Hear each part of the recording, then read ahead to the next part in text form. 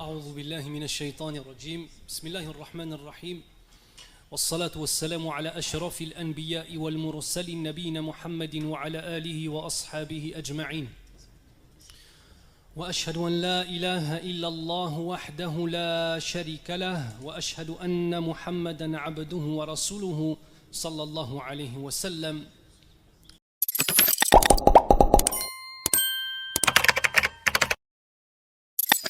Amma ba'd. Parler du mois de Ramadan n'est pas un élément qui est nouveau en soi.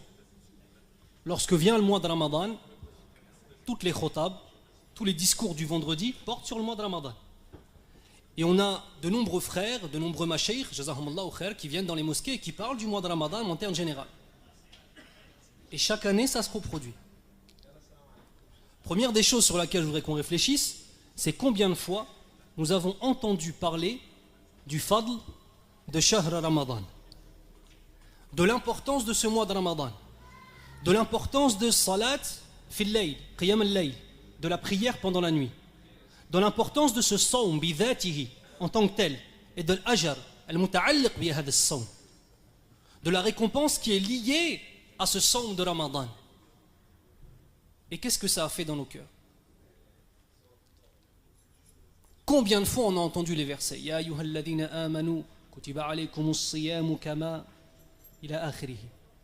كم مرة سمعنا هذا الكلام الذي هو كلام الله؟ هل له أثر في قلوبنا أم لا؟ هذا هو السؤال.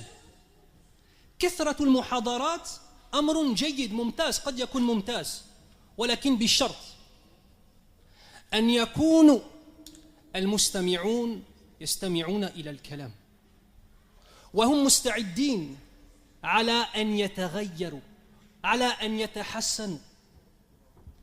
Beaucoup de conférences, le fait de parler sans arrêt du mois de Ramadan et de rajouter encore beaucoup de choses sur Ramadan, d'expliquer l'origine des mots, la finalité de Ramadan, la récompense liée au mois de Ramadan, c'est une chose qui est excellente bien évidemment. Et plus on va en parler, plus Inch'Allah il y aura des fruits. Mais la vraie question qui se pose lorsqu'on s'assoit devant quelqu'un qui est en train de nous parler du mois de Ramadan, c'est est-ce que toi tu as changé les années précédentes? Et est-ce que ces paroles ont eu une conséquence dans ta poitrine? Et est-ce que chaque année tu t'améliores? Est-ce que chaque année est une menzila zaïda, c'est-à-dire une étape supplémentaire dans ton cheminement vers Allah Azza wa Jal? Donc ça c'est très important. Une personne quand elle vient parler du mois de Ramadan ou quand elle vient parler même de Tawbah ou peu importe le sujet, sont tous aussi importants les uns que les autres. Il ne faut pas simplement regarder la muhadara comme on regarde une série télé. Mais il faut regarder, observer et prendre ces paroles et les mettre contre nous-mêmes. Et essayer de voir هل هذا المجلس حجة لنا أو علينا. Est-ce que le fait de s'être assis et d'entendre parler du mois de Ramadan par exemple ou d'autres choses, d'autres sujets importants, est-ce que ça va être une chose qui va être pour toi Yawm al-Qiyamah, au jour du jugement ou pas? Est-ce que ce que tu entends, tu l'intériorises, ça rentre fi sadrik, fi qalbik, et qu'ensuite tu changes pour essayer de faire les choses? C'est une introduction qui est extrêmement importante. Vous savez, très souvent avec cet esprit de consommation qu'on a aujourd'hui, les gens ont tendance à consommer les conférences, à s'asseoir, à consommer et à attendre. Allez, vas-y, fais-moi pleurer, vas-y, fais-moi rire. Ah, c'est le nouveau, fais-moi rire, fais-moi rire, fais-moi pleurer, augmente ma foi. Mais non, ya Habibi, c'est pas comme ça. C'est toi, la parole, tu vas la prendre et tu vas devoir avoir quoi? Un tadabbo. يقول رب العالمين بسم الله الرحمن الرحيم أفلا يتدبرون القرآن أم على قلوب أقفالها. Ne méditent-ils donc pas les versets du Coran où leurs cœurs sont-ils cadenassés? Donc très important. Chaque fois que vous venez pour écouter une muhadara, pour écouter une conférence, pour khutbatul jumu'ah, pour parler d'Allah Azza wa Jal, il faut vous remettre en question et être prêt à changer.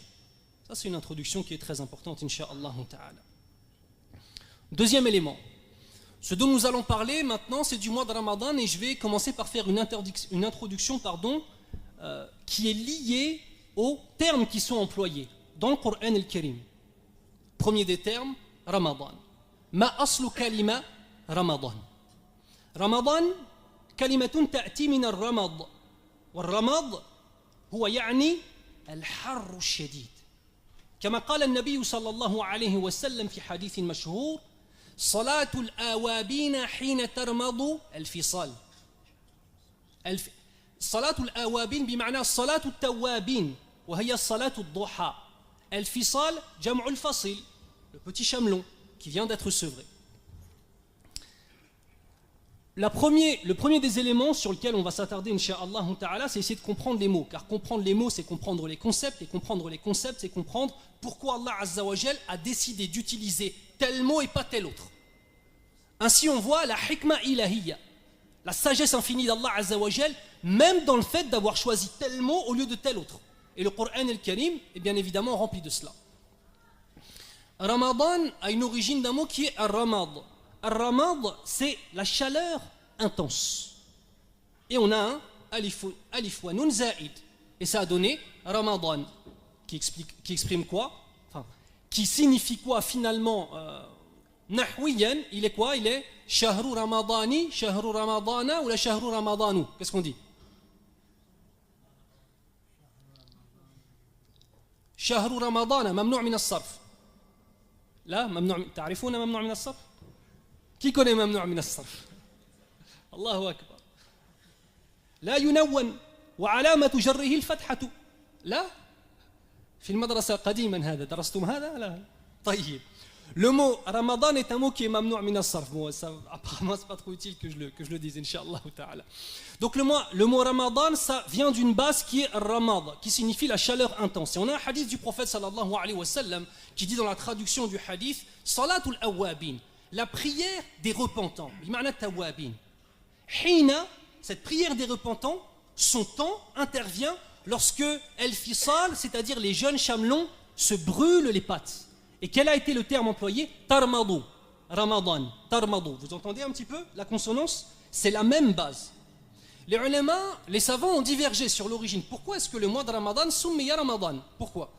Il y a trois théories. Première théorie, c'est que lorsque le temps de renommer les mois est venu, car les mois n'avaient pas des noms arabes à un moment de l'histoire, lorsqu'ils ont décidé de renommer les mois, c'est arrivé pendant l'été. Et le mois de Ramadan est arrivé pendant l'été. Donc ça veut dire quoi? Le temps où il fait extrêmement chaud. Harrun shadid. La langue arabe est très pragmatique. Et les Arabes sont très pragmatiques. Il fait chaud, le mois on l'appelle le mois de la chaleur, tout simplement. Deuxième théorie, certains disent qu'il a été appelé Ramadan par rapport au fait qu'il brûle les péchés de celui qui fait Sawm Ramadan. Troisième théorie, il a été appelé Ramadan par rapport à la chaleur intense que l'on ressent dans notre gorge durant le Sawm. Élément important, ai-je dit durant le jeûne? Ai-je dit lorsqu'on fait le jeûne? J'ai pas dit ça. J'ai dit quoi? J'ai dit As-Sawm ou bien As-Siyam. والرجوع إلى الألفاظ القرآنية مهم جدا كما ذكر ذلك كثيرا شيخ فريد الأنصاري رحمه الله. كان يدعو الناس إلى الرجوع إلى ألفاظ القرآنية وهذا منها. Le fait maintenant de revenir au terme qu'a employé Allah, c'est d'une importance capitale. Pourquoi? Si tu dis je vais jeûner, si tu dis je vais faire le carême, tu es en train d'employer des termes qui ont un héritage quoi? Judéo-chrétien. Qu'est-ce que ça veut dire jeûner chez les chrétiens? Qu'est-ce que ça veut dire le carême chez les chrétiens? Vous ne connaissez pas? Non? Il n'y a pas de convertis parmi vous? Personne qui sait? Non? D'accord, ok. Chez les chrétiens, le fait de jeûner, c'est s'interdire un certain nombre de nourritures. Simplement. Et ils ont le mois du carême, qui dure 40 jours, et qui est représenté dans le Nouveau Testament, soi-disant après. صحة هذا الخبر الله أعلم هذا موجود في إنجيلهم لم أقل في الإنجيل بألف ولم ولكن في إنجيلهم الذي غير. C'est présent dans les évangiles. Les évangiles, bon, aujourd'hui, il y a une partie qui est la parole d'Allah, une autre partie qui est la parole de Isa alayhi salam, et une autre partie. Dites sallallahu alayhi wa sallam ou la alayhi salam. Subhanallah. Il y a une partie qui est donc la parole d'Allah azza wa jal, une partie la parole de Isa alayhi salam, et une partie qui sont des akadib, des choses qui ont été inventées. Dans les évangiles, leurs évangiles, il est mentionné que Isa alayhi salam est resté pendant 40 jours, assailli par le diable, qui est venu le tenter de toutes les façons possibles. Et soi-disant, wallahu ta'ala bi sihhatil khabar, il s'est assis, il a fait un cercle autour de lui, et il est resté pendant 40 jours sans manger et sans boire. Et en l'honneur de cela, les chrétiens font le carême. Ceux parmi vous qui sont d'origine africaine, l'Afrique francophone, comment est-ce qu'on appelle le mois de Ramadan? Le carême. C'est une musiba, c'est une catastrophe. Vous savez, les termes utilisés, c'est déjà une colonisation de l'esprit. Les termes utilisés, c'est une colonisation de ton esprit. Et je vais vous dire une chose, il n'y aura jamais autant d'innovation et d'égarement que dans un pays où la langue arabe n'existe plus. La langue arabe, c'est sila. La langue arabe, c'est le lien que tu as avec le Coran et le Karim, avec les nusus, avec les textes, avec kalam al-ulama, avec les paroles des savants. Et tant qu'il y a la langue arabe dans un mujtama', dans une société, il y a la possibilité de revenir à l'origine. Les sociétés où la langue arabe disparaît totalement, Allahul Musta'an. Parmi les premières choses qui ont été faites après la Première Guerre mondiale et la chute de l'Empire ottoman. Vous savez que l'Empire ottoman s'est fini après la Première Guerre mondiale, taqriban, parce qu'ils étaient l'allié des Allemands. D'accord. Première des choses qui ont été faites, supprimer l'écriture de la langue turque qui était en langue arabe. La langue arabe est une sila, la langue arabe est un lien qu'on doit préserver. Et si tu emploies le mot saum, tu es en train d'employer un mot qui a une signification dans la charia d'Allah Azza wa Jal. Si tu emploies le mot jeûner, si tu emploies le mot prière à la place du mot salah, ana usalli, je ne prie pas moi. Et je ne vais pas faire la prière, je vais faire salah. Salah c'est sila, bima'na du'a fi al-lugha al-arabiyya à l'origine. Et ensuite c'est des af'al qui sont khassa, c'est des actions qui sont spécifiques à la prière, qui fait partie de la charia de Muhammad sallallahu alayhi wa sallam. Et tous les termes c'est ainsi. Et comprenez bien une chose, la colonisation mentale commence déjà par les termes que tu emploies. Donc barakallahu fikoum, on ne fait pas le jeûne, on fait siyam. On ne fait pas la prière, on fait salat. On ne fait pas nos ablutions. Et on ne fait pas non plus l'odo. Alors, il y en a qui vont découvrir aujourd'hui, l'odo ça n'existe pas. C'est wudu, puis waw wadad. Wudu, c'est pas l'odo. Encore mesquine, l'odo c'est un peu plus proche de la réalité que les ablutions.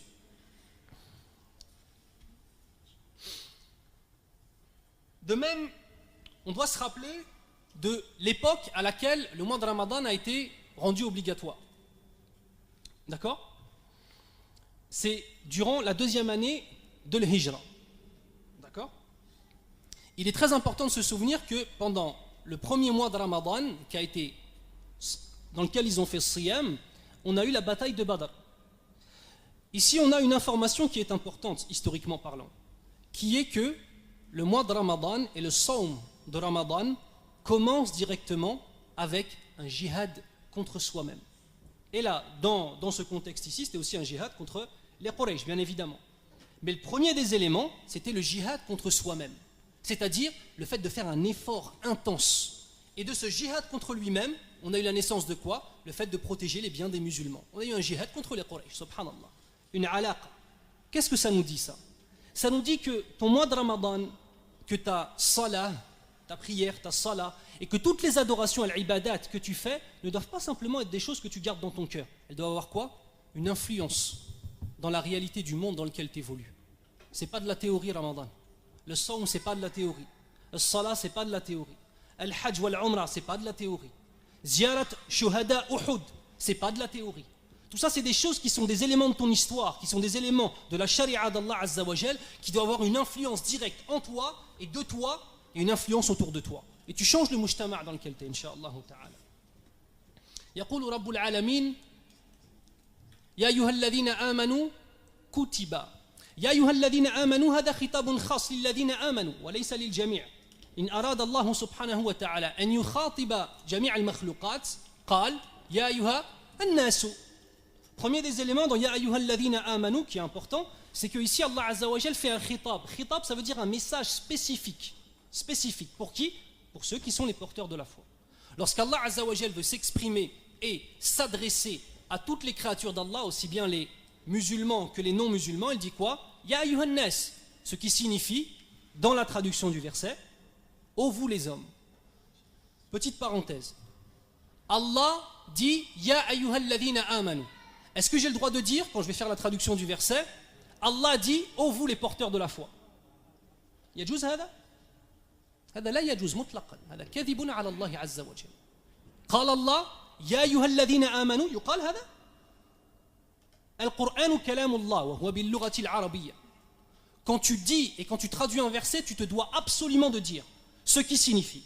Ou bien alors tu dis dans le sens du verset. Ou bien alors tu dis dans la traduction. Le prophète sallallahu alayhi wa sallam a dit dans le sens de la traduction du hadith. Allah Azza wa Jal dit dans le sens de la traduction du texte. Ou bien alors ce qui signifie. Toujours. C'est très important. Sinon c'est un mensonge qu'on profère contre Allah. C'est vrai ou pas? Al-Qur'an kalamu man? Kalamu Allah. Takallama bil lughati al-arabiyya. Alaysa kadhalik? Bala. Bala. Bien évidemment. Ya ayyuhalladhina amanu كتب هذا مجهول كتب عليكم الصيام كتب عليكم هذا من الألفاظ الشرعية التي تدل على الوجوب أصبح واجبا كتب عليكم il vous a été prescrit et ici kutiba c'est du majhoul ce qui signifie en français c'est du quoi comment on dit la voix passive ça veut dire tu l'as subi sif alayk. Ça veut dire là, ici, rien que lorsqu'Allah Azza wa Jal emploie kutiba alaykum pour celui qui a du tadabbur, qui a une réflexion sur le Coran, ça doit te parler, ya akhil karim. Et ça te rappelle quoi? Qu'Allah huwa al-aziz. Et que toi, tu es un miskin. Qu'Allah huwa al-ghani al-hamid. Wa anta faqir. Kutiba alaykum. Ma indak dukhul fi hada. Ma indak qudra fi hada. Toi, tu es là et tu es un maf'oulun bihi. Tu n'es pas un fa'il. Toi, tu subis l'action. Tu n'es pas celui qui fait l'action.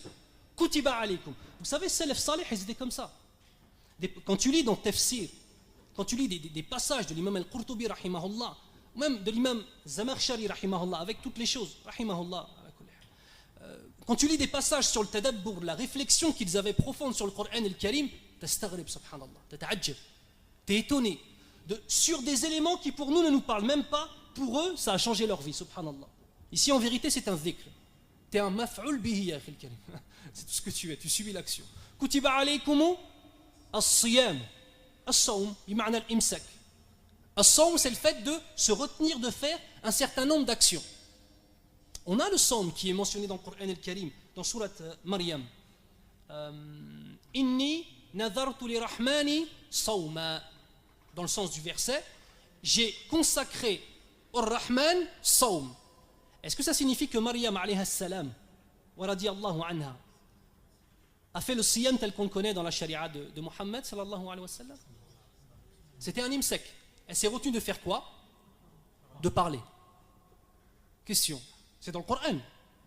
Nas mutawatir. C'est un nas, c'est un texte qui est mutawatir. Yufid al-yaqin. C'est autorisé de faire ça aujourd'hui? Est-ce que j'ai le droit de dire moi je vais faire un siyam de 4 jours, je parle à personne? Est-ce que c'est jaïs ça? Là yajouz. Hada mansour. Ça a été, comment dirais-je, mansour. Les mots de la charia en français, ya ikhwan, là, vous n'êtes pas tombé devant la bonne personne. Mansour, ça veut dire abrogé. Ça a été abrogé. Min qablikum, kama kutiba ala alladhina min qablikum. Là encore, les ulama, tasa'alu. Qu'est-ce qui était obligatoire avant? Est-ce qu'ils ont eu un sawm obligatoire en tant que tel ou pas? Est-ce que alladhina min qablina, les umam qui sont venus avant nous, est-ce qu'elles ont eu un sawm en tant que tel comme le nôtre? Certains disent oui.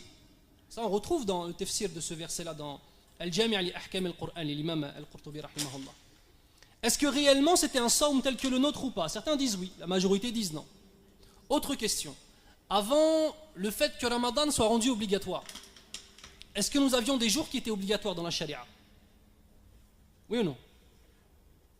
Est-ce qu'il y avait dans la charia de Muhammad sallallahu alayhi wa sallam قبل فريضة صوم رمضان هل كان يوجد في شريعة محمد صلى الله عليه وسلم يوما فرضا على الأمة كلها بنسبة الصوم؟ Non. الجمهور disent non. الجمهور disent non.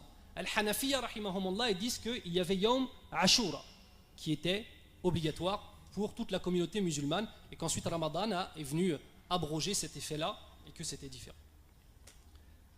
Troisième élément important, comprendre que les musulmans, dans le début de l'obligation de Siyam, ne faisaient pas le Sawm, d'accord? Ne faisaient pas le Sawm comme on le fait aujourd'hui. D'accord? C'est-à-dire qu'ils arrêtaient de manger à partir de Dukhul Waqt al-Fajr ou la Dukhul Waqt al-Subh, comme nous, alhamdoulilah. Et ils avaient le droit de manger à partir de Dukhul Waqt al-Maghrib, à partir de l'arrivée du temps du Maghrib, alhamdoulilah, comme nous. Mais il y avait une différence. il n'avait plus le droit de manger et de boire s'il faisait une de ces deux actions. Première des actions, s'il dormait. S'il dormait, il n'avait plus le droit de manger. Ça veut dire, le maghrib il est à 18h, à 18h03 tu t'endors, tu n'as pas le droit de manger. Jusqu'au lendemain, salat al-maghrib. D'accord? Deuxième élément, s'ils avaient prié salat al-isha, كما قال ابن عباس رضي الله عنه العتمة. C'est un des noms de salat al-isha. D'accord? Donc s'ils avaient prié salat al-isha, ou bien alors s'ils avaient dormi, ils n'avaient plus le droit de manger. Mutlaqan. Et il s'est passé deux histoires. Première histoire, c'est un homme qui est rentré et qui n'avait rien à manger chez lui. Il a appelé sa femme, il lui a dit ramène-moi ta'am. Sa femme lui a dit wallahi j'ai rien du tout. Et lui c'était un homme, c'était un fallah, c'était un agriculteur qui avait passé toute la journée en train de faire siyam au soleil, etc. Soleil d'Arabie, pas le soleil ta'afransa. Donc il rentre chez lui et il demande à sa femme de lui ramener de la nourriture. Elle n'a rien. Qu'est-ce qu'elle fait? Elle va chez des voisins. Et en attendant, il se passe quoi? Il s'endort, miskin. Radiyallahu anhu. Il est affamé, il est assoiffé, il est épuisé et il s'est endormi. Hal yajuz lahu an ya'kul wa yashrab? Là. Il n'a plus le droit de manger, il n'a plus le droit de boire. Qu'est-ce qu'il fait dans ce cas-là? Comme faisaient tous les sahaba radiyallahu anhu, même pendant le djihad fi sabilillah. Qu'est-ce qu'il faisait? Rasulullah sallallahu alayhi wa sallam. Vous savez ça? Dès qu'il y avait un problème, ils retournaient tous à Rasul sallallahu alayhi wa sallam. Même pendant le djihad fi sabilillah, ils allaient se protéger vers Rasulullah sallallahu alayhi wa sallam. C'était le marji'. Et nous aujourd'hui, notre marji' c'est quoi? Shirki, ça commence par G, il y a deux O, il y a un G, il y a L et il y a E. Nous on revient à Shir Google, ya akhil karim. Quand on a peur de quelque chose ou qu'on a une question. Avant Sahaba radiallahu anhu, ils revenaient toujours à Nabi sallallahu alayhi wa sallam. Donc c'est ce qu'il a fait. Deuxième histoire, deuxième épisode de vie qui est au même moment. Un homme rentre chez lui et il voit sa femme. Un petit peu après Salat al-Maghrib, il a déjà mangé, etc. C'est pas un problème. Il dit à sa femme, enfin après, excusez-moi, après l'entrée de la prière de l'Isha. D'accord? Ouais. De la prière de l'Isha. Salat al-Isha, ahsan. Salat al-Isha. Donc qu'est-ce qu'il fait? Il appelle sa femme. Il dit j'ai envie d'avoir, akramakumullah, une relation intime avec toi. Viens. Elle lui dit Sallayt al-Isha. Elle dit j'ai déjà prié l'Isha. Et lui, il la regarde et il pense que c'est, vous savez, une femme quand elle est fatiguée, peut-être qu'elle n'a pas forcément envie de se fatiguer encore plus, etc., etc. Donc lui, il pense qu'en vérité, elle n'a pas fait l'Aïcha. Et il a une relation intime avec son époux. Une fois que la passion est partie, il lui dit, mais rassure-moi, enfin, astaghfirullah, dans le sens de ce qui s'est passé, rassure-moi, tu n'avais pas prié Salat al-Aïcha. Elle lui dit, si, j'avais prié Salat al-Aïcha. Et là, Nadima, il s'est retrouvé plein de regrets. Il a eu un rapport avec son épouse, alors que son épouse, en vérité, elle était en état de quoi? De saum. Il est parti voir Rasulullah sallallahu alayhi wa sallam. Et de cela, Allah Azza wa Jal a donné at-taysir. De cela, regardez, d'une désobéissance involontaire et d'une faiblesse du fait qu'il se soit endormi, Allah Azza wa Jal, au lieu de punir ces deux sahabis, qu'est-ce qu'il a fait? Fataha abouab ar-rahma lil ummati kulliha. Allah Azza wa Jal a ouvert les portes de la miséricorde pour toute la communauté musulmane. فَالْآنَ بَاشِرُوهُنَّ. Vous voyez le hadith, le verset. À partir de ce moment-là, Allah Azza wa Jal a rendu, en fait, finalement, autorisé de manger et de boire jusqu'à حَتَّى يَتَبَيَّنَ لَكُمْ, jusqu'à ce que nous devienne évident la différence entre al-khayt al-abyad min al-khayt al-aswad min al-fajr. D'accord? À partir du moment où on peut faire la distinction, en vérité, où on parle de l'entrée de salat as-subh. Encore une fois, la budda min at-tadabbur. Un homme, un sahabi radiallahu anhum jami'a, désobéit à Allah Azza wa Jal involontairement. Il pensait vraiment que sa femme n'avait pas fait la prière. Un deuxième homme s'endort. Au lieu de les punir, Allah Azza wa Jal il donne quoi? La facilité à toute la communauté musulmane jusqu'à Yawm al-Qiyam. Et toujours, vous savez, quand on voit les noms et attributs d'Allah Azza wa Jal, Asma wa sifatillahi Azza wa Jal, on doit voir l'influence que ces noms et attributs ont sur notre attitude à nous. C'est vrai ou pas? Ici, le nom c'est Rahma ya akhil karim. Wallahi, Rahmatullahi wasi'a. Allah Azza wa Jal, on lui désobéit, c'est exactement comme nous ce qu'on fait. On désobéit à Allah Azza wa Jal, mais Allah il nous donne la vie pour pouvoir faire saum de Ramadan jusqu'à l'année d'après. C'est vrai ou pas?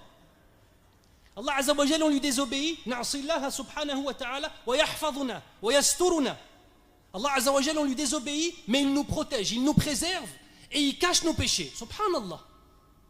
La question, Akhil Karim, t'es comment avec tes enfants? Anta ma'a awladik, kayfa ant? Anta muslim? Kal muslimin?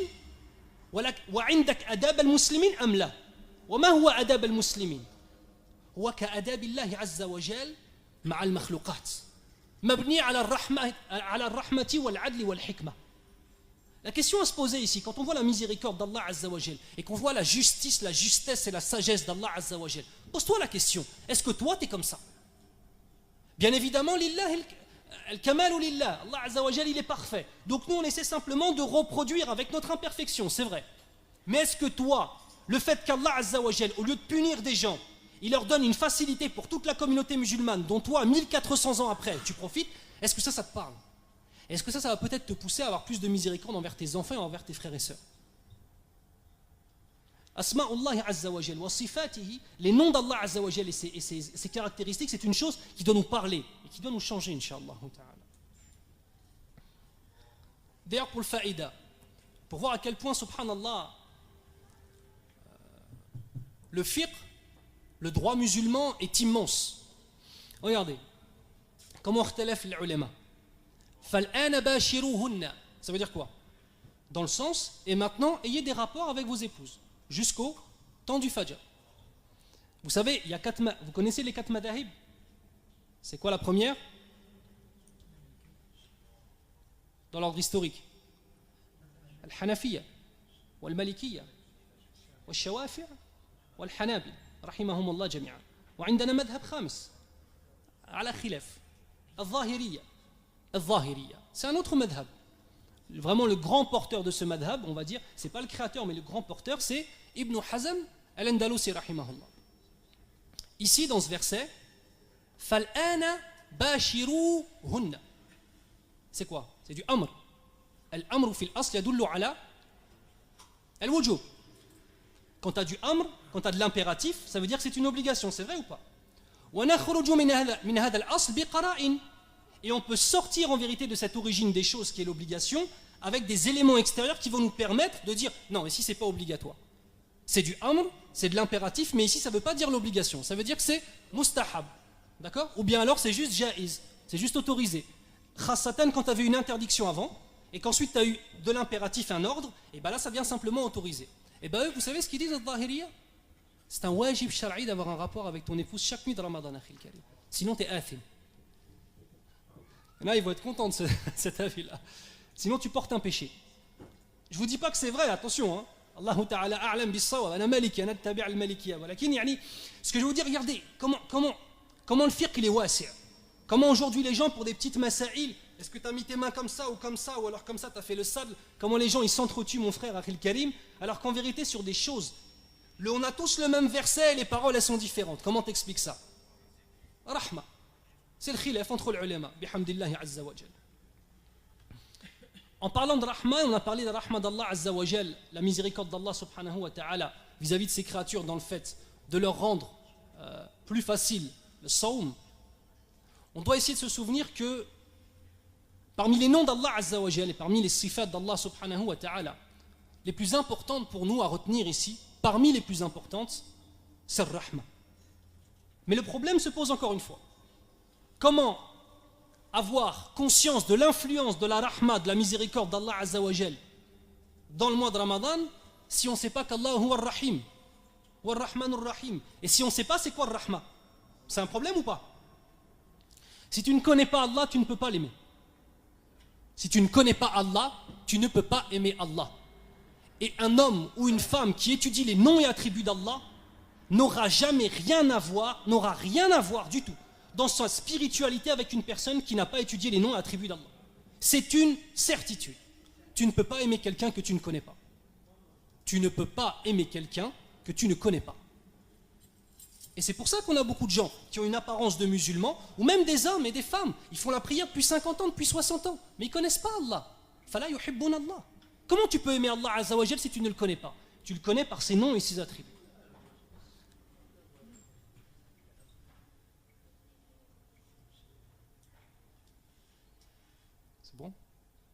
Tu le connais donc par ses noms et par ses attributs, Allah subhanahu wa ta'ala. Parmi les choses, parmi les hadiths qui sont extraordinaires que nous donne le prophète sallallahu alayhi wa sallam, il y a un moment, un épisode de vie avec les sahaba radiyallahu anhum, où après une bataille, il y a des prisonniers. Parmi ces prisonniers, parmi les gens en fait de la ville qui a été conquise, on a une femme qui a perdu dans la bataille, qui a perdu son bébé. Elle est en train de chercher son enfant partout. Elle est en train de chercher son bébé partout.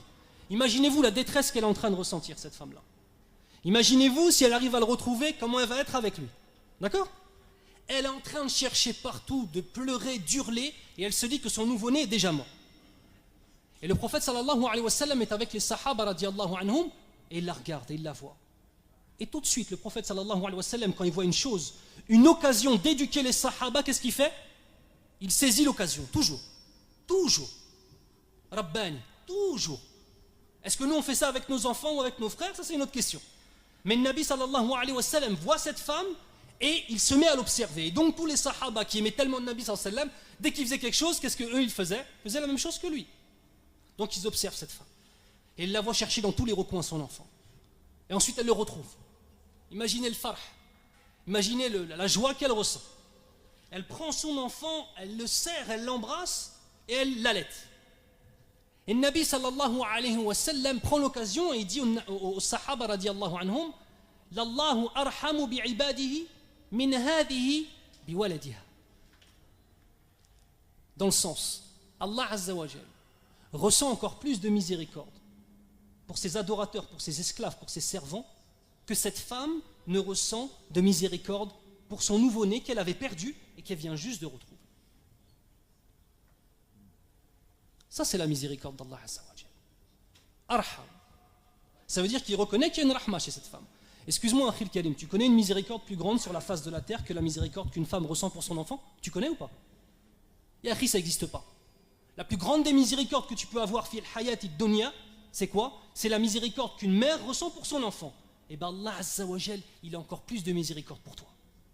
Et Allah Azza wa Jal, il t'aime encore plus que cela. Le mois de Ramadan, c'est un mois de rahma. Et quand tu comprends un petit peu c'est quoi Rahmatu Rabbil Alamin, la miséricorde d'Allah Azza wa Jal, tu te mets à comprendre un certain nombre de hadiths.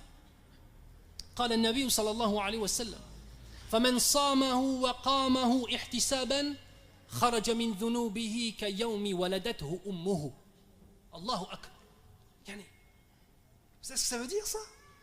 Et celui qui a fait le saum tel qu'il se doit, selon la charia de Muhammad sallallahu alayhi wa sallam, wa qamahu, c'est-à-dire il a fait qiyam al-layl, et il a fait aussi ses prières obligatoires bien évidemment, ihtisaban, en espérant la récompense d'Allah. Qu'est-ce que ça veut dire? Tu connais Allah, tu sais qu'il est miséricordieux, tu reconnais l'existence du paradis et de l'enfer et de Yawm al-Qiyamah, et tu sais qu'Allah peut te récompenser et tu demandes à Allah de te donner. Kharaja min dhunubihi ka yawmi waladathu ummuhu. Il va sortir de ses péchés comme l'enfant qui est sorti du ventre de sa mère. Est-ce qu'il reste des péchés? Un enfant qui vient de sortir du ventre de sa mère, tu veux dire haram alayk? Miskin, il n'a rien fait. C'est vrai ou pas? Si nous on analyse ce hadith avec notre aql, notre pensée imparfaite, notre miséricorde qui n'est pas plus grande qu'une petite table ou qu'un petit rocher ou qu'une petite pierre, on ne peut pas comprendre. Mais la miséricorde d'Allah Azza wa Jal, elle n'a aucune limite. Et c'est pour ça qu'Allah Azza wa Jal, il nous donne toujours l'occasion de rentrer au paradis. Vous savez, quand on lit le Coran al-Karim et quand on regarde les hadiths du prophète sallallahu alayhi wa sallam, il faut être frappé par la miséricorde d'Allah. Et ce n'est pas un hasard si Allah Azza wa Jal commence toutes les sourates, sauf sourate al-Tawbah avec Bismillahir Rahmanir Rahim. Ce n'est pas un hasard, ya ikhwan. Ce n'est pas un hasard. La miséricorde d'Allah Azza wa Jal est plus grande que toute chose. Et si on regarde bien, subhanallah, est-ce que nous, on mérite cette miséricorde? Wallah, nastahiq hada? Wallahi la. لا ندخل الجنة برحمة رب العالمين لا بأعمالنا ولا بأقوالنا صح ولا لا إن كنا من المسلمين الاعتقاد بالقلب والقول باللسان والعمل بالجوارح. Le paradis, tu ne rentreras pas avec tes actions, avec tes paroles, ya akhil karim. Tu vas rentrer avec la miséricorde d'Allah Azza wa Jal. Mais bien évidemment, il faut être un musulman. Et tu es un musulman si tu as la certitude du cœur dans la aqidah, dans le dogme, La parole avec la langue et l'action avec les membres de ton corps. Mais ça, Akhil Karim, ça ne veut pas dire que tu vas rentrer au paradis par ces 3 éléments. Ça veut dire que tu es rentré dans Millatu Muhammadin sallallahu alayhi wa sallam. Ça veut rentrer que tu es simplement un musulman, Akhil Karim, si tu fais ça. Mais l'entrée au paradis, Akhil Karim, c'est Allah Azza wa Jal qui choisit. Ma hiya al-aya? Bismillah ar-Rahman ar-Rahim. وَلَوْ يُؤَاخِذُ اللَّهُ النَّاسَ بِمَا كَسَبُوا مَا تَرَكَ عَلَى ظَهْرِهَا مِنْ دَابَّةٍ. Dans le sens, si Allah Azza wa Jal saisissait les hommes par rapport aux actions qu'ils ont faites, il ne laisserait personne sur cette terre. Ça aussi, c'est la réalité de nos existences. Et tu vois, dans ces dhulumat de l'ma'asi, dans ces ténèbres des péchés dans lesquels nous vivons, nous tous. Certains plus que d'autres, certains moins que d'autres. Mais nous tous. Il y a la miséricorde d'Allah Azza wa Jal qui te donne une chance. Subhanallah. Et le mois de Ramadan, ya Akhil Karim, c'est l'occasion de pouvoir rentrer au paradis. Ni plus, ni moins. L'occasion de rentrer au paradis. De même, قال النبي صلى الله عليه وسلم إن الله خلق يوم خلق السماوات والأرض 100 رحمة كل رحمة طباق بين السماء والأرض. Certes, Allah Azza wa Jal a créé, le jour où il a créé les cieux et la terre, 100 parts de sa miséricorde. La miséricorde d'Allah, il la qassem en 100 parts. Chaque part de sa miséricorde occupe la place qu'il y a entre les cieux et la terre. Et Allah Azza wa Jal en a laissé une seule. Il y en a 100, il en a pris une seule, il l'a mis sur la terre. Et de cette miséricorde, c'est la raison pour laquelle la mère et le père aiment leur enfant. La raison pour laquelle l'animal sauvage ne dévore pas son petit, mais bien au contraire l'élève. Et la raison pour laquelle l'oiseau, lorsqu'il part chercher sa subsistance, il revient pour nourrir ses petits. Et ensuite Allah Azza wa Jal va garder 99 parts de cette miséricorde. Pour qui? Les musulmans. Yawm al-Qiyam, au jour du jugement. Et vous savez, pareillement, quand on entend ce hadith, Wallah, on doit sentir une honte en nous-mêmes. Wallahi. Imagine-toi, si tu es un homme, dans ta tête, et que ton père et ta mère qui t'ont élevé, qui t'ont tout donné, tout l'amour possible et imaginable, qui ont travaillé toute leur vie uniquement pour toi. Quand tu as des enfants, tu vis pour tes enfants, ça.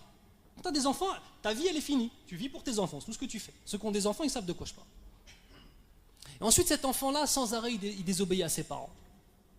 Et quand ses parents lui disent de faire quelque chose, il ne le fait pas.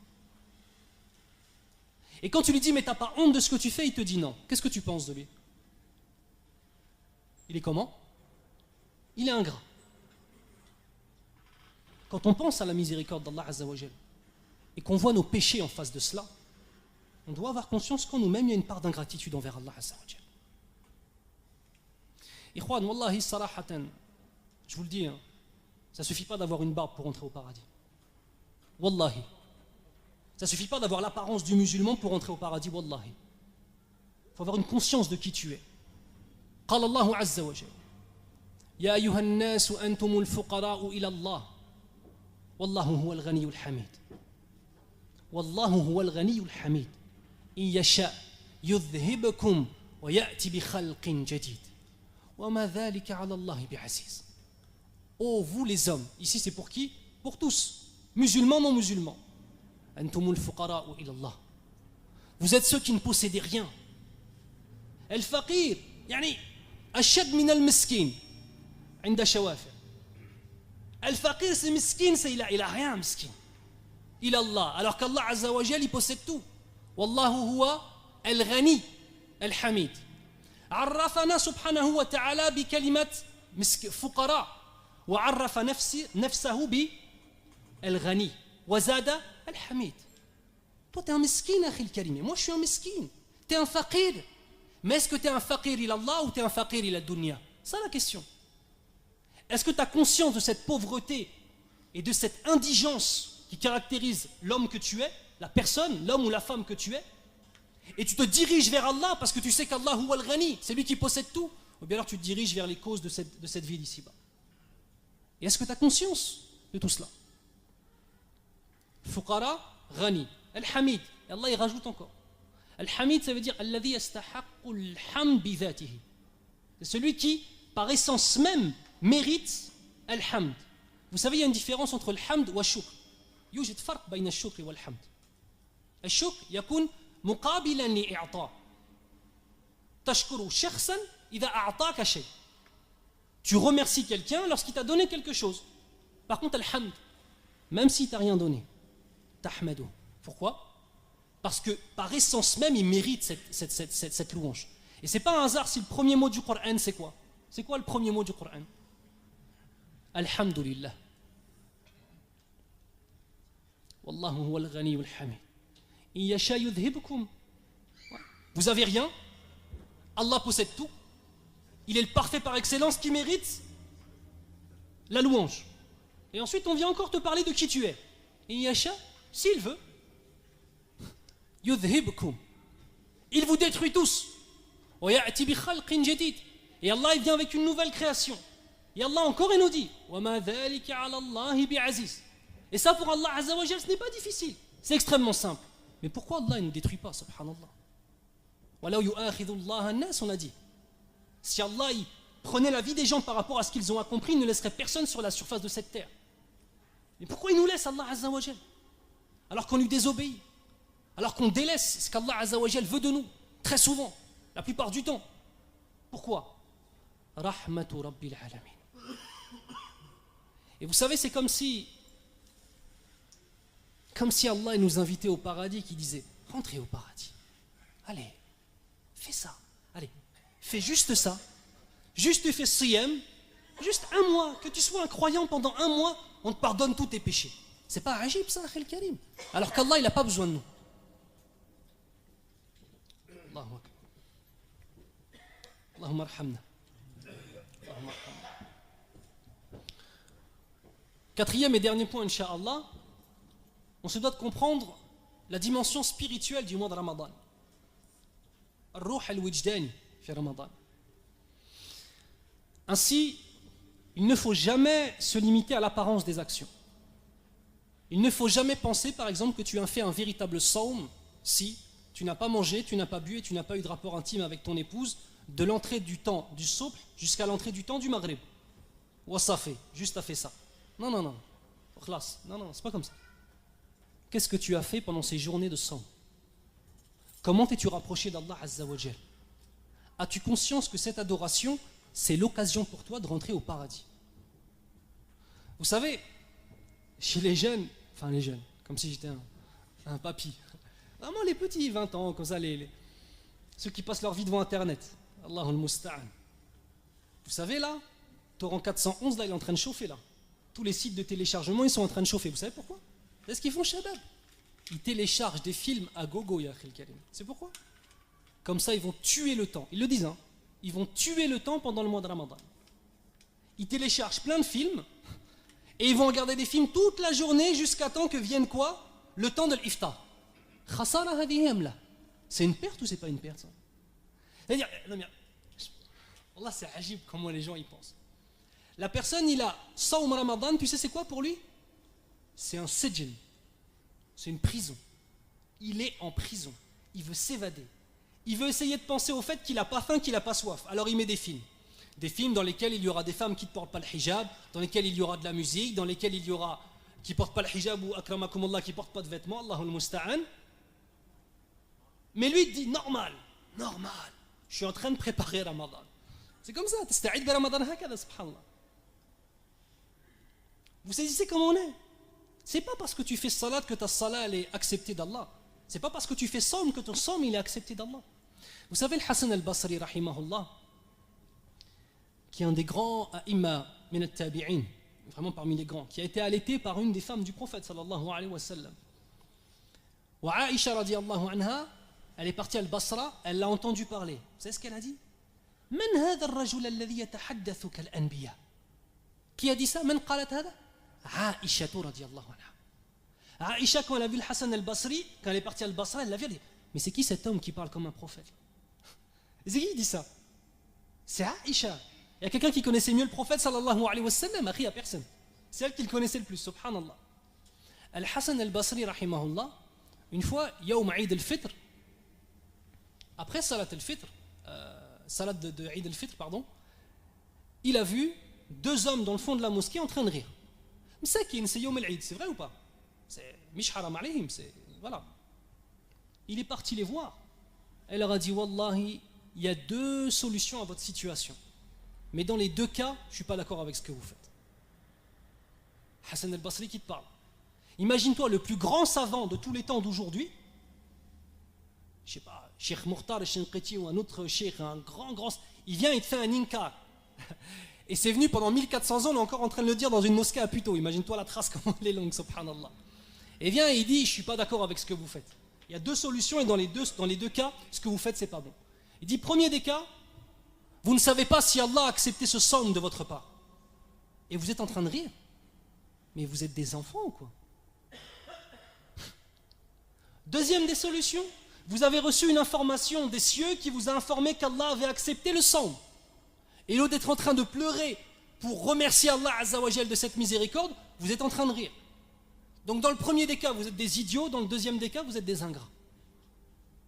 Oh, c'est Yom el-Eid, on peut jouer. Ah, effectivement. Al-Farah, mashallah. Mais sans oublier jamais la véritable nature de ce que nous sommes. Hey, Ikhwan, nous sommes des petites créatures qui n'avons aucune puissance. Wala hawla wala quwwata illa billah. On a 60, 80, 90 ans maximum à vivre sur cette terre. Et on va mourir. Et on va être dans une tombe. Il y a des anges qui vont nous interroger. On va être ressuscités. Pendant un jour qui va durer, pour les non-musulmans, 70 000 ans d'attente. Et pour les musulmans, simplement le temps entre Zahar et l'Asr. Mais est-ce qu'on aura l'honneur d'être parmi ces gens-là? Et on va être jugé de tout ce qu'on a fait. Est-ce qu'on a conscience de ça? Wallah qu'on l'oublie, ya ikhwan. Al-Nisyan, Al-Ghafla. C'est la réalité de nos existences. On va retourner vers Allah Azza wa Jal. Donc je vous disais, les journées du mois de Ramadan doivent être remplies d'une façon intelligente. Et bien évidemment, avec les gens qui travaillent, j'ai bien conscience que c'est très difficile. A'anakumullah. Demande Allah Azza wa Jal qu'il renforce les gens qui travaillent pendant le mois de Ramadan parce que c'est pas facile avec ces très très longues journées. Pour bien préparer ta journée de Ramadan, de Sawm Ramadan, il faut bien préparer ta nuit. Et il faut comprendre que les nuits sont la continuité de ta journée de Ramadan, de Sawm. Et que cette même nuit est la préparation à ta journée de Sawm Ramadan du lendemain. Et que si pendant ces nuits-là, ya Akhil Karim, tu es en train de faire tout sauf adorer Allah, sache que tu es en train déjà de mal préparer, même tu es en train de polluer ta journée de Sawm qui va venir demain. Ça, c'est une certitude.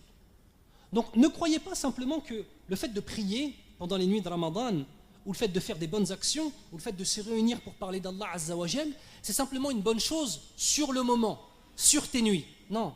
Lahu athar. Fi naharik.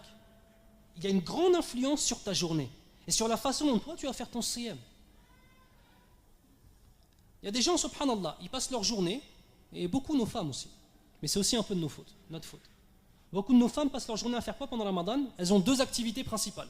Premièrement, les séries turques, sous-titrées en arabe. Allahu Akbar. C'est trop laid, c'est un truc de fou. Séries turques, sous-titrées en arabe. Et deuxième partie de la journée, dans la cuisine. Ça veut dire qu'on a réduit nos femmes à des gens qui font la cuisine. C'est tout ça. Elles, Sawm Ramadan, c'est juste faire la cuisine.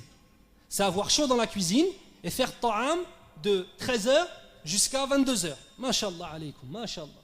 Hadi rahma. Est-ce que je suis en train de dire qu'on va manger McDonald's le soir, McDonald's halal? Est-ce que je suis en train de dire qu'on va manger McDonald's le soir ou qu'on va aller acheter un sandwich? Je suis pas en train de dire ça. Ta femme, c'est un wajib, une obligation qu'elle prépare un repas qui soit un bon repas. Je dis pas le contraire, ya ikhwan. Wallahi. On veut pas le paradis pour nos femmes. Il y a des hommes, ils aiment leur épouse de faire des repas extraordinaires tous les jours de Ramadan. Mais t'es un bakhil. Wallah, t'es un radin. T'es un avare. En fait, فَمَنْ صَامَهُ وَقَامَهُ احْتِسَابًا خَرَجَ مِنْ ذُنُوبِهِ كَيَوْمِ وَلَدَتْهُ أُمُّهُ. Il y a un mahdouf qui est les rijal. Non, les rijal wa nisa. On se doit d'avoir aussi un petit peu de miséricorde, subhanallah. Nous, vous savez, les hommes, on est les pros de la miséricorde envers nos frères. C'est vrai ou pas? Et dans la maison, on est les plus avares de la miséricorde envers nos femmes. Alors elle passe sa journée, la moitié de sa journée à regarder une série, Allahul Musta'an, et l'autre moitié de sa journée dans la cuisine. Et ensuite, quand elle n'est pas pieuse et qu'elle n'est pas droit, hein, le mari se plaint. Mais tu sais c'est qui est censé éduquer sa femme? Est-ce que tu sais c'est qui? Rabbul Bayt, c'est qui? C'est qui Rabbul Bayt? Ant. C'est toi. Et si ta femme elle est comme ça, c'est toi, ya akhil karim. Et si tes enfants ils sont comme ça, c'est toi. C'est-à-dire, en vérité, Allah Azza wa Jalla a qaddar qu'elle soit comme ça, c'est sûr. Mais toi, tu fais partie des causes. Ta femme, elle a besoin de se remettre en question. Ta femme, elle a besoin de pouvoir lire le Coran al-Karim. Ta femme, elle a besoin de pouvoir aller faire salat tarawih aussi parfois, subhanallah. L'islam, c'est pas juste pour les hommes, et le paradis, c'est pas juste pour les hommes, c'est aussi pour les femmes. Donc, un juste milieu. C'est pas, elle va te sortir un truc, des trucs findus, là, tu sais, les petits poissons surgelés, vas-y, hack et mange. Non, la naqbal hada abadan. On veut une shorba, on veut des choses bien, mashallah, tabarakallah. Mais pas 10 heures dans la cuisine. Ça, c'est du dhulm, il faut craindre Allah Azza wa Jal. Et c'est bien d'être gentil avec tout le monde, mais soyez surtout gentil avec vos femmes et avec vos enfants. Hein? Khayrukum, c'est qui? Et ça aussi, ça rentre dedans.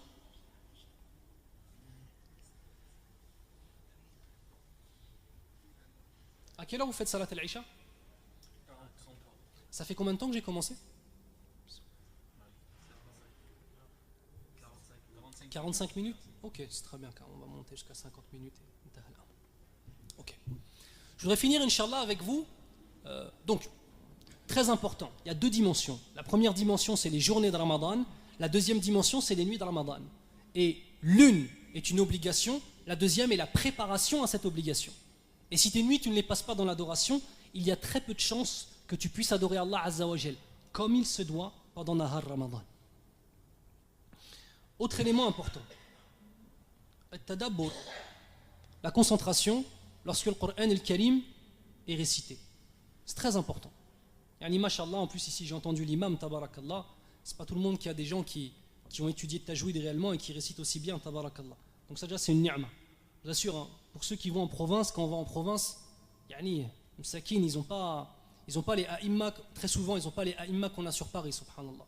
Yani, déjà c'est une grande ni'ma d'avoir quelqu'un qui respecte les règles de tajwid, mashallah, tabarakallah, avec un makharij al-huruf, le fait de prononcer les lettres comme il se doit, déjà c'est une ni'ma, il faut dire alhamdulillah, wallahi, ça n'a pas toujours été comme ça. Maintenant, lorsqu'on entend le Coran et le Karim, je voudrais parler avec vous de 3 degrés différents.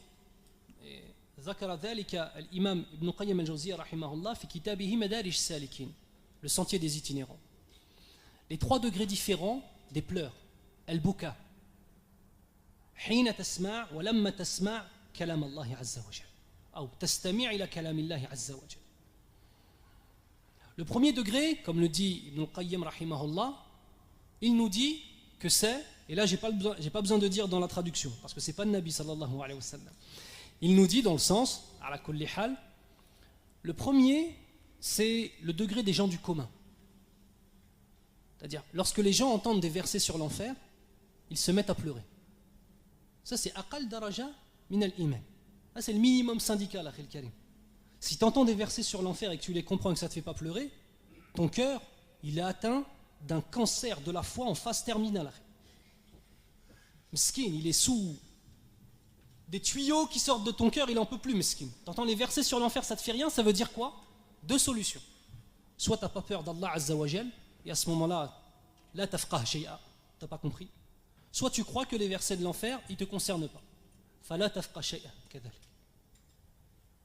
Premier degré, quand on entend les versets sur l'enfer, on pleure. Mais attention, si tu ne parles pas l'arabe, akhil karim, tu peux comprendre qu'on est en train de parler du paradis ou de l'enfer ou pas? Aïe, akhil karim. C'est comme les noms et attributs d'Allah. Tu ne peux pas prétendre connaître Allah si tu n'as pas étudié ses noms et attributs. Tu ne peux pas prétendre connaître la parole d'Allah si tu ne comprends pas l'arabe. C'est un wajib shar'i d'apprendre la langue arabe. Peu importe ton âge, akhil karim. Et sache une chose, al-alaqa, la relation que tu as avec le Coran, si tu ne comprends pas kalam Allah, la parole d'Allah, c'est une relation qui est superficielle. Sache-le, elle est superficielle. Quand tu comprends l'arabe, ya akhi, tu comprends que c'est la parole d'Allah. Pourquoi est-ce qu'Allah emploie ici un mubtada et un khabar? Pourquoi est-ce qu'Allah Azza wa Jal, il commence? Pourquoi est-ce que le Fatiha ça commence par une jumla ismiya et pas par une jumla fi'liya? Parce que le jumla ismiya elle est aqwa fi al-lugha al-arabiyya. Elle est plus forte que la jumla fi'liya. Pourquoi est-ce qu'Allah Azza wa Jal ne sait pas dans Surat Al-Baqarah, dans Ayat al-Kursi, La ta'khudhuhu sinatun wa la nawm, ne le saisissent pas ni la somnolence ni le sommeil. Pourquoi est-ce qu'Allah Azza wa Jal dit La ta'khudhuhu sinatun wa la nawm? Pourquoi il dit deux fois là? Tu aurais pu dire dans la langue arabe La ta'khudhuhu sinatun wa nawm. C'est vrai ou pas? C'est une jumla moufida ou pas? Ah oui, c'est une jumla moufida, c'est une phrase qui tient la route en arabe. Sauf que, regarde l'ihtimal, regarde les koufars ce qu'ils auraient pu dire. Si Allah Azza wa Jal avait dit La ta'khudhuhu sinatun wa nawm, ça voudrait dire quoi? Que ça ne l'atteint pas lorsque les deux sont ensemble. Mais que sina, elle est biwahdiha, wa nawm huwa biwahdihi, tout seul et tout seul, ça pourrait l'atteindre. Donc Allah Azza wa Jal met la négation deux fois. Vous avez saisi ou pas? Quand tu connais la langue arabe, tu connais Kalam Allah. Et quand tu ne connais pas la langue arabe, que tu as passé tout. Wallah, ya ikhwan, aïb alayna. Wallah, aïb. C'est honteux, wallah. La parole d'Allah, elle est en arabe. Et on n'apprend pas l'arabe. Wallah, c'est aïb. C'est une honte. C'est une honte. Elle est indescriptible. Ça veut dire quoi? Ça veut dire que la parole d'Allah, on s'en fiche de la comprendre ou de ne pas la comprendre. C'est ça que ça veut dire, Akhil Karim. On a des jeunes, subhanallah, ils ont fait des études de droit, ils ont fait des études de médecine, ou d'autres, ils ont, peu importe, des études d'internet toute la nuit pendant des... Mohim, t'as daillé à ton temps, t'as mis du temps dans quelque chose. T'es même pas inscrit dans un cours d'arabe. Hashouma, wallah, c'est une honte, elle est indescriptible. Pour ceux qui comprennent l'arabe, c'est vrai ou pas? La ladha, le délice que t'as quand tu lis le Coran, ça n'a rien à voir. Premier des degrés, quand t'entends les versets sur l'enfer, tu pleures. Si tu ne comprends pas l'arabe, tu ne peux même pas avoir ce premier degré. C'est vrai ou pas? Khalas.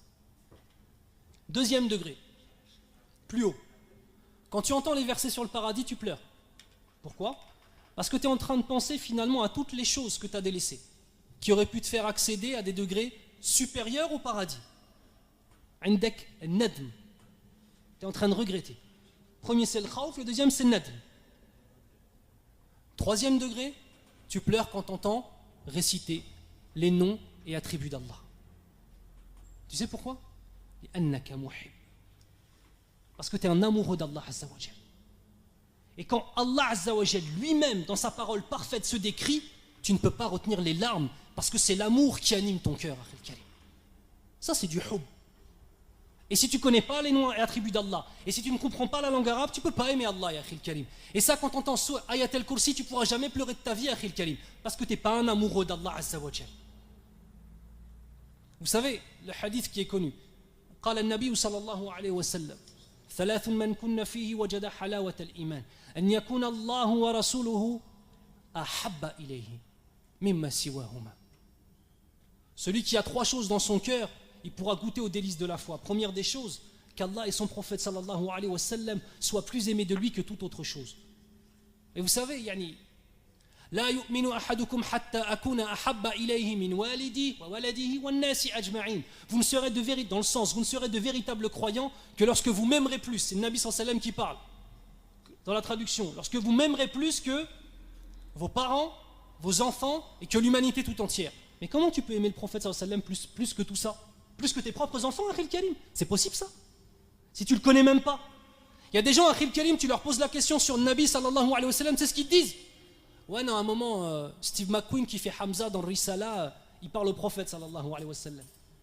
Risala, c'est tout ce qu'ils connaissent. Ils te disent, j'aime le prophète sallallahu alayhi wa sallam, ils n'ont jamais rien lu ou jamais rien écouté sur le Nabi sallallahu alayhi wa sallam. Ça, c'est de l'iddia, c'est de la prétention, Akhil Karim, c'est pas la réalité des choses. Aimer Allah Azza wa Jal. Et t'aimes tellement Allah que quand tu entends les versets où Allah Azza wa Jal parle de ses noms et attributs, Ar-Rahman Ar-Rahim, Al-Malik Al-Quddus Al-Salam. Rien que si tu sais ce que ça veut dire Ar-Rahman Ar-Rahim, après tu dois être en train de pleurer en principe. Mais nous on ne sait pas. Et on ne cherche pas. Et on passe notre temps à d'autres choses. Ma'al asaf al-shadid. Allahumma hadina.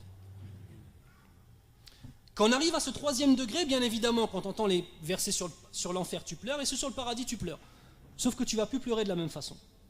En vérité, ce dernier degré, c'est un degré qui est comparable à Darajatul Ihsan, l'excellence dans la foi. Il va y avoir une influence à ça. Lorsque vraiment tu es amoureux d'Allah, lorsque tu vas entendre parler des versets sur l'enfer, tu vas pleurer. Mais ce ne sera pas le même pleur que le premier. C'était pas le khawf là. C'est pas parce que tu as peur. C'est le haya. C'est parce que tu as honte. Et parce que tu sais que si tu rentres en enfer, c'est parce qu'Allah Azza wa Jal t'a jugé comme étant coupable de certains méfaits. Et cette simple idée qu'Allah soit en colère contre toi, tu ne peux pas la supporter. Et à ce moment-là, ça te fait pleurer. Tu as pensé à toi ou tu as pensé à ton Seigneur? Tu as pensé à ton Seigneur, toi tu as disparu. C'est taqriban al-fana, la disparition dans l'unicité absolue d'Allah Azza wa Jal. Dans Madarij Salikin, dans le sentier des itinérants, c'est la dernière manzila. Tawhidullah, c'est la dernière manzila, parce que tu disparais, il ne reste plus qu'Allah Azza wa Jal. Ici, en vérité, tu ne penses plus à toi, tu ne penses pas à l'enfer que tu vas être. On va te brûler, on va te faire des châtiments, non. Tu te dis, si je vais en enfer, ça veut dire qu'Allah serait en colère contre moi. Tu penses à toi là ou pas? Tu ne penses pas à toi. Ensuite, quand tu entends les versets sur le paradis, tu pleures. Mais tu ne pleures pas par rapport au fait de ce que tu as délaissé qui t'aurait pu te faire avoir plus de palais au paradis. Parce que là, tu es en train de penser à toi, c'est vrai ou pas? Là, tu pleures pour une autre raison. Parce que tu as conscience que si Allah Azza wa Jal te fait rentrer au paradis, wallahi que tu ne le mérites pas en vérité. Et que malgré tes erreurs, Allah t'a fait rentrer par sa miséricorde. On en est où, nous, de ces états spirituels quand on entend le Coran al-Karim? Vous voulez savoir un truc ajib? Les gens ne pleurent pas lorsqu'ils entendent le Coran récité, et ils pleurent pendant les du'a de l'imam. C'est vrai ou pas ça? Ajib! Wallah, ajib! Les gens, ils entendent la parole d'Allah Azza wa Jal, ils entendent des versets sur l'enfer qui sont durs, qui doivent faire trembler. إنما المؤمنون الذين إذا ذكر الله وجلت قلوبهم وجلت تحركت. Vraiment, les croyants, les véritables croyants ne sont que ceux qui, lorsqu'ils entendent les versets d'Allah, leur cœur tremble. On te parle de versets sur le paradis, sur l'enfer. Allah se décrit lui-même. Min fawqi sab'i samawat bi kalamihi. La propre parole d'Allah Azza wa Jal qui se décrit lui-même, ça nous fait rire. Ensuite, l'imam il fait des du'as, on se met à pleurer. Non, c'est bien de pleurer pendant les du'as. Mashallah, je ne suis pas en train de dire qu'il ne faut pas pleurer pendant les du'as. Je suis en train de dire pourquoi on pleure pendant les du'as, on ne pleure pas pendant qu'on est en train de réciter la parole d'Allah. C'est vrai ou c'est pas vrai ça? C'est ajib ou c'est pas ajib? Et on marche sur la tête. Le monde il est inversé. Allahul musta'an. Allahul musta'an. Allahumma hdina. Allahumma tahhir qulubana. Ya Rabbal alamin. Pour finir, Inch'Allah, cette conférence qui se veut assez générale et pas forcément très précise, assez générale, ya ikhwan, yani, Ramadan prochain, tu ne sais pas si tu seras là. Et j'aimerais que lorsque vous entendez cette parole, ne vous dites pas, oui, je sais. Non, réfléchis à ce que ça veut dire. Peut-être que tu vas mourir, pour de vrai, réellement. Peut-être qu'Allah va te faire atteindre d'une maladie. Allahumma hfadna, qu'Allah nous préserve. Ou il va enlever ta vie pendant que tu vas partir en vacances ou quoi que ce soit. Déjà, parmi les preuves d'amour qu'Allah Azza wa Jalla a pour toi, c'est qu'Inch'Allah, il te fasse vivre jusqu'à mercredi ou jeudi. Allah hisab ru'ya, s'il voit la lune ou pas. Ça, déjà, c'est une preuve d'amour pour Allah. Deuxième élément de cette conclusion, Akhil Karim. Fais en sorte que chaque Ramadan de ton existence soit une étape supplémentaire. C'est pas Ramadan commence, tu es à plat dans ta foi, hein, et avec le mois de Ramadan, tu commences à lever un petit peu. Et dès que le mois de Ramadan est fini, qu'est-ce qui se passe? Et ça veut dire, Akhil Karim, tu as 70 ans, toute ta vie, tu as fait ça. Tu montes, tu descends, tu montes, tu descends. Ça fait 10 ans que tu fais la prière, tu montes, tu descends, tu montes, tu descends, tu restes le même. Subhanallah. Fais en sorte que chaque Ramadan soit une occasion pour toi d'être une daraja supplémentaire.